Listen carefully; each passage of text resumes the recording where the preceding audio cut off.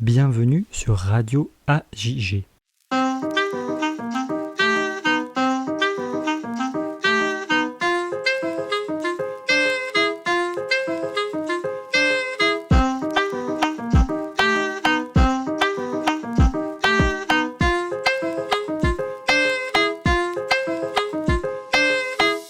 La deuxième saison de notre podcast est un voyage. De jeunes gériatres francophones racontent la formation et l'exercice de la médecine gériatrique dans leur pays.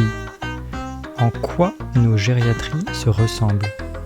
En quoi diffèrent-elles?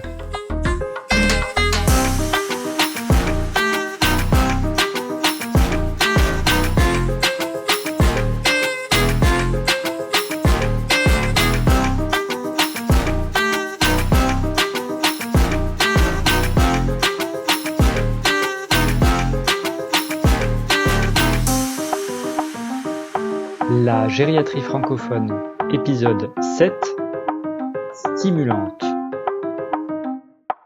Bienvenue à tous pour ce nouvel épisode et dernier épisode de notre série La gériatrie dans la francophonie.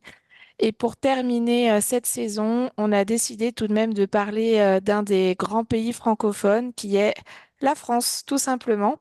Et pour ça, on est très heureux de recevoir Raphaël Roth, la nouvelle présidente de l'Association des jeunes gériatres, et Jérémy Huet, qui est secrétaire de l'AJG. Écoutez, tous les deux, comme d'habitude, on va commencer par la première question. Euh, Comment se forme-t-on à la gériatrie en France? Bonjour, merci beaucoup Nathalie. Moi c'est Jérémy, en effet, je suis chef de clinique à Nantes. Comment on se forme à la gériatrie en France? Moi je fais partie de la génération du nouveau DES, c'est-à-dire que depuis 2017, il y a eu la création dès le début de l'internat d'une formation spécifique à la gériatrie. Ça, c'est pour les nouvelles générations. Après, pour la plupart des gens encore qui exercent en gériatrie en France, c'est souvent des capacitaires en gériatrie, donc qui ont fait pour la plupart un DES de médecine générale et qui se sont spécialisés après en gériatrie ou qui sont passés par un autre internat. Et il y a aussi depuis quelque temps, du coup, qui a remplacé un peu la capacité, un DU national de médecine de la personne âgée qui peut se faire en 1 ou 2 ans pour être plus complet et puis donner aussi un peu une formation en gériatrie, surtout pour des médecins généralistes qui exercent déjà dans les services de gériatrie en France. Bonjour à tous, moi je m'appelle Raphaël, je suis du coup présidente de l'Association des jeunes gériatres. Je suis ravie d'être invitée sur ce podcast aujourd'hui.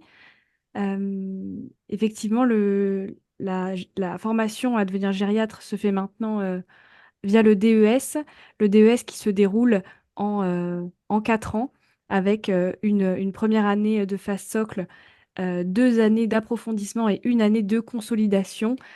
Euh, des stages en gériatrie principalement et plusieurs stages libres pour apprendre autre chose et voir autre chose que des services de gériatrie et potentiellement un petit peu approfondir des appétences que peuvent avoir à certains et certaines autour de la gériatrie.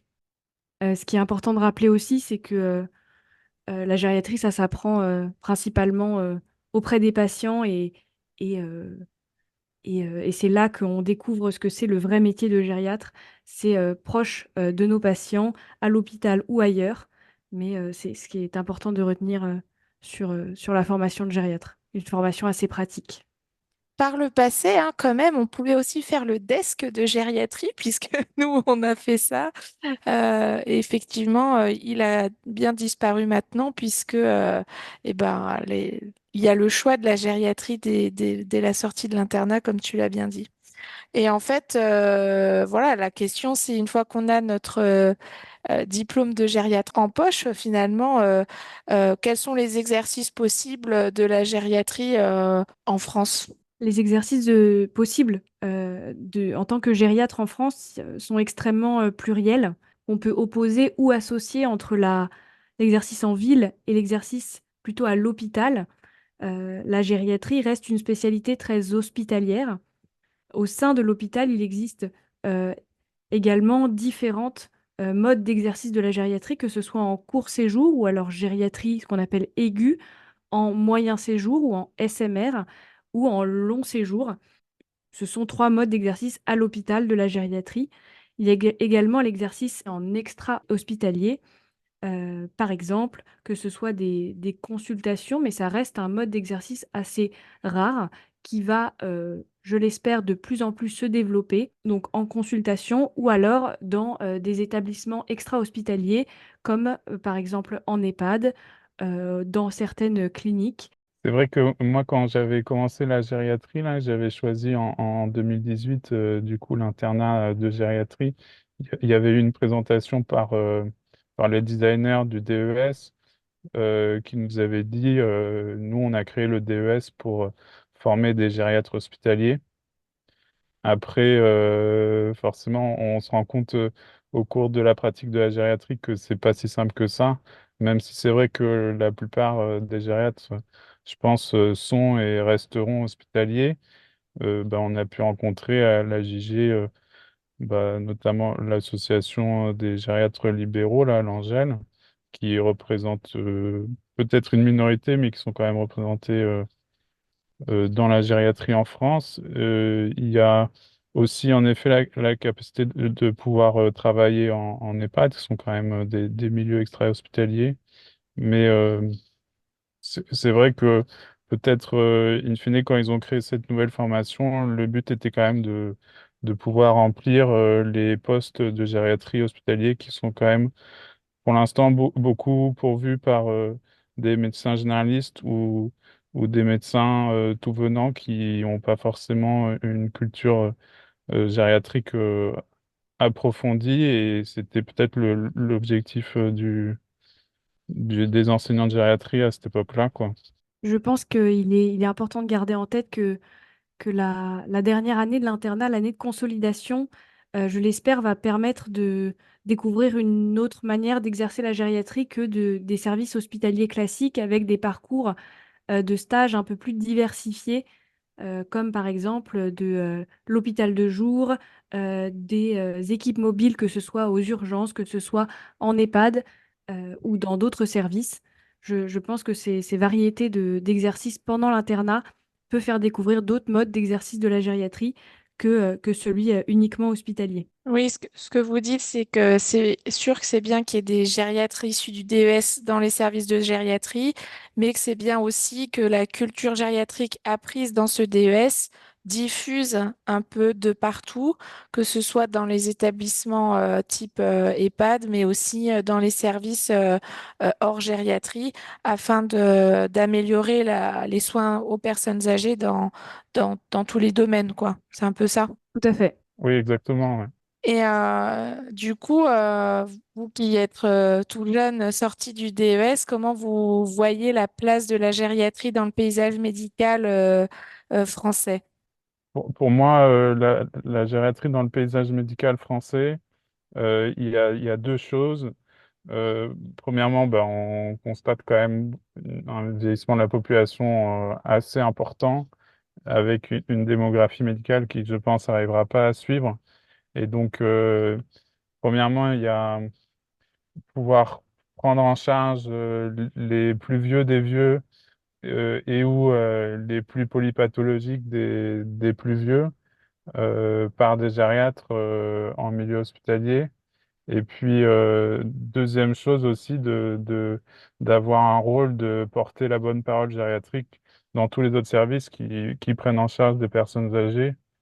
Nous, à Nantes, la moyenne d'âge en médecine adulte, elle est de 70 ans.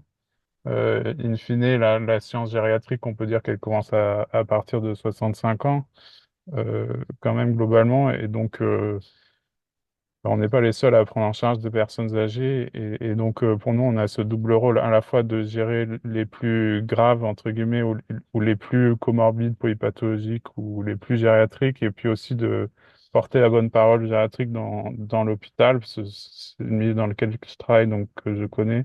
pour essayer de diminuer un peu la dépendance iatrogène, les chutes, les confusions, etc., qui concernent pas que les patients hospitalisés en gériatrie, quoi.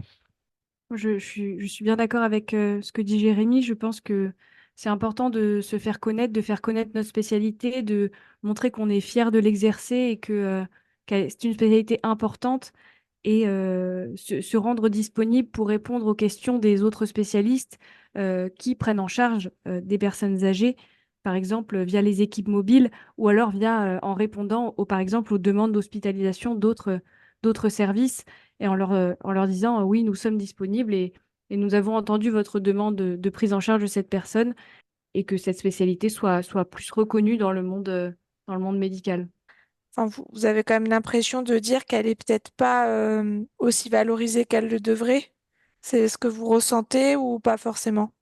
Moi, je pense que dans le monde médical global, c'est une spécialité qui n'est pas assez considérée, mais entre collègues, euh, quand on discute euh, dans un plus petit groupe entre spécialistes qui se connaissent, cette spécialité est reconnue.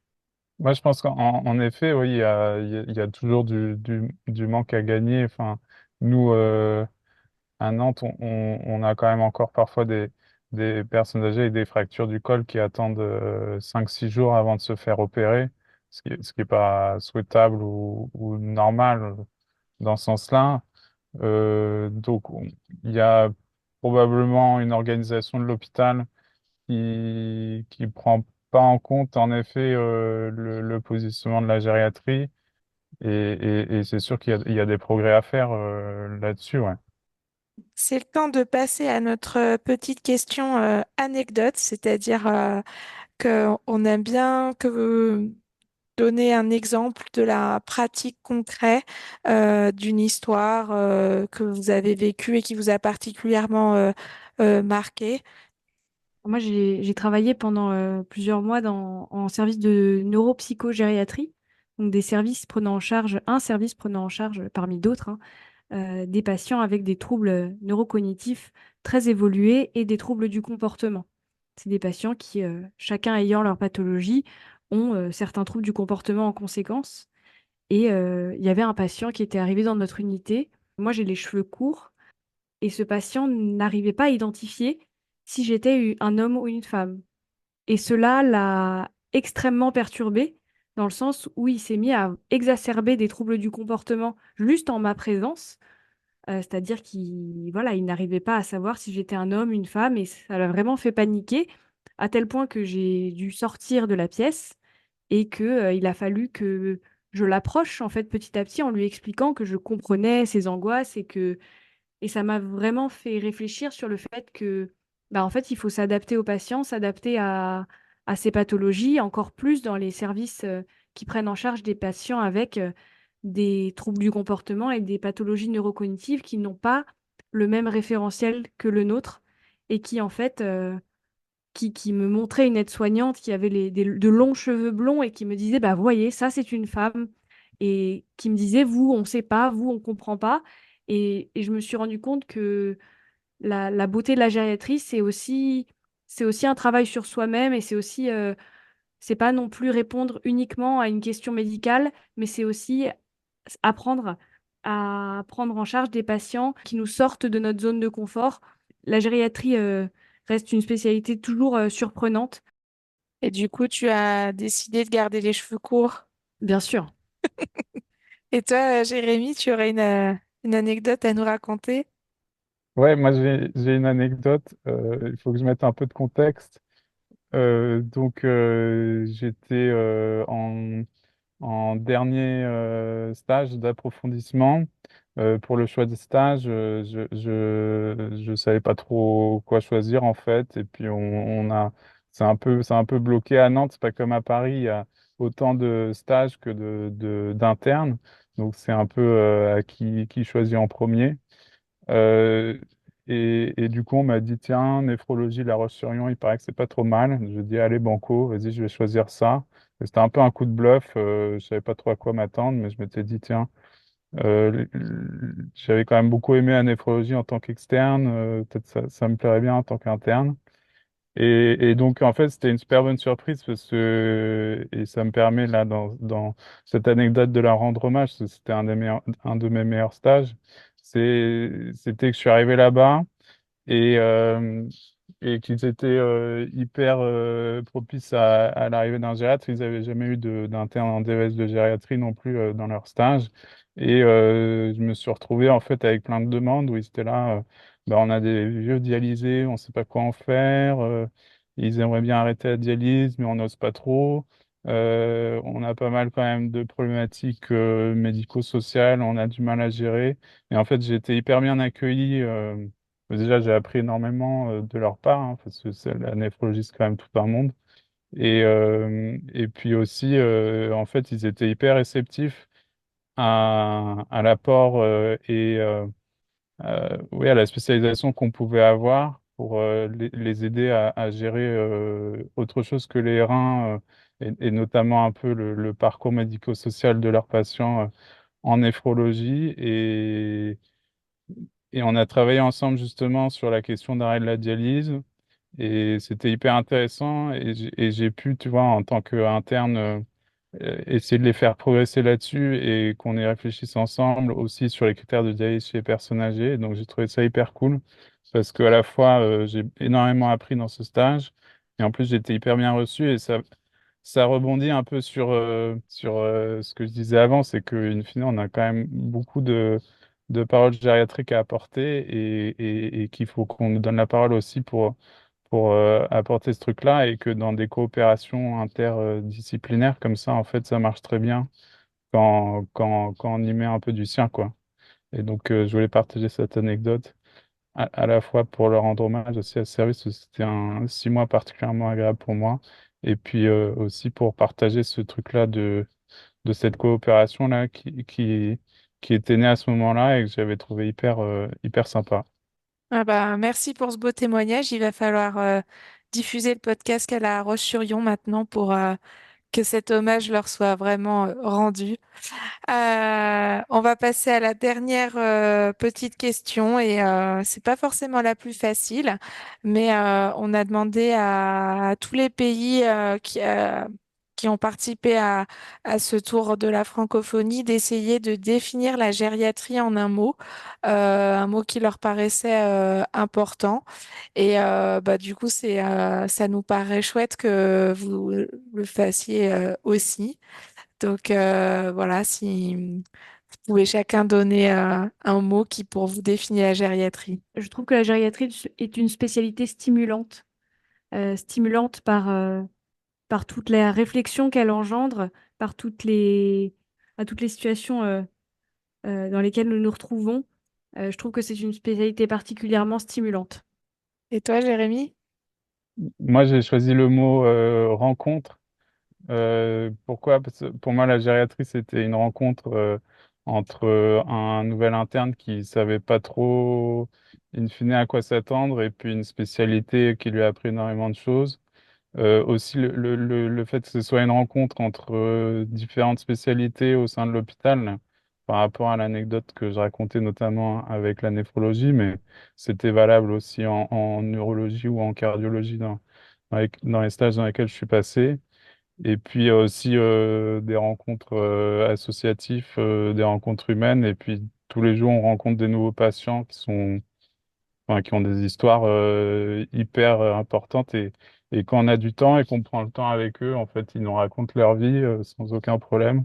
Et ça, c'est vraiment ce qui me fait plaisir les matins en visite, c'est de prendre un patient et de prendre le temps avec les internes, les externes, là, de juste de raconter sa vie et de montrer que bon, ça fait partie du job d'écouter ce qu'ils ont à dire de leur vie passée, quoi, même s'ils ont un MMS à 8 et qu'ils font la visite avec nous dans le couloir, ils ont toujours quelque chose à raconter, quoi. Et oui, la médecine narrative a de beaux jours devant elle. Finalement, ben, peut-être que la gériatrie, c'est une rencontre stimulante, tout simplement. Merci beaucoup à tous les deux pour ce temps et pour avoir repris avec tant de dynamisme les rênes de l'Association des jeunes gériatres. Merci à Florent quand même pour les enregistrements, toute la technique, le montage. Et bien sûr, merci à toute la JG pour continuer à faire la promotion de la spécialité. Et ben, je vous dis à la prochaine. Au revoir. Merci Nathalie et merci à tous. Merci beaucoup. Salut.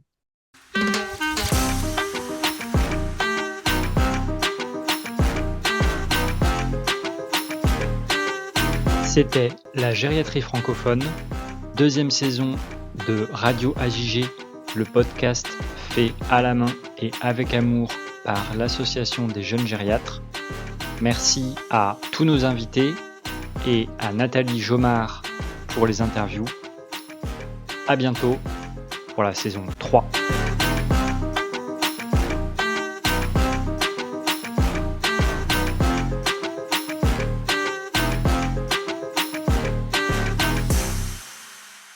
Allez, bah, c'est parti.